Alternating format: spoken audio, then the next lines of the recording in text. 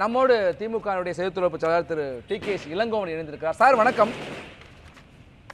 இன்றைக்கு தமிழக வெற்றி கழகம் என்கிற ஒரு கட்சியை விஜய் தேர்தல் ஆணையத்திலே பதிவு செய்திருக்கிறார். ஊழல் மலிந்த அரசியல் கலாச்சாரம், பிளவுவாத அரசியல் கலாச்சாரம் இது தமிழ்நாட்டிற்கு நம் முன்னேற்றத்திற்கு பெரும் தடையாக இருக்கிறது என்றெல்லாம் தன்னுடைய முதல் அறிக்கையிலே குறிப்பிட்டிருக்கிறார்.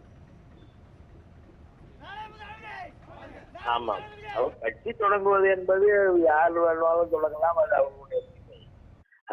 அதற்கு கருத்து சொல்வதற்கு ஒன்றும் இல்லை. ஆனால் அவர் அடிப்படை கொள்கை என்ன, மொழி கொள்கை என்ன, நம்முடைய பண்பாட்டு கொள்கை என்ன, மனு தர்மத்திலே அவருடைய நிலைப்பாடு என்ன, இதையெல்லாம் சொன்னால் தமிழக மக்கள் ஏற்றுக்கொள்வார்கள். ஏன்னால் தமிழர்களுடைய வாழ்வியல், தமிழனுடைய பண்பாடு என்பது சமத்துவ பண்பாடு.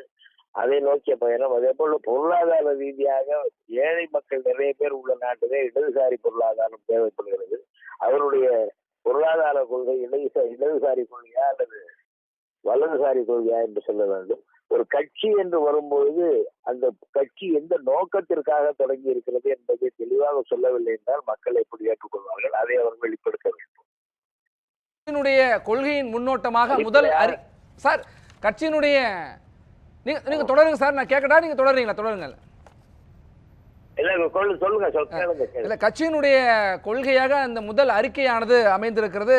ஒரு 3 பக்க அறிக்கையிலே கட்சி இது இப்படிதான் கொள்கையாக இருக்கும் என்று சொல்லியிருக்கிறார். அதுல 2024 தேர்தலில் நாங்கள் போட்டியிட போவதில்லை, 2026 அனைத்து தொகுதியிலும் போட்டியிட போறோம்னு சொல்றாரு.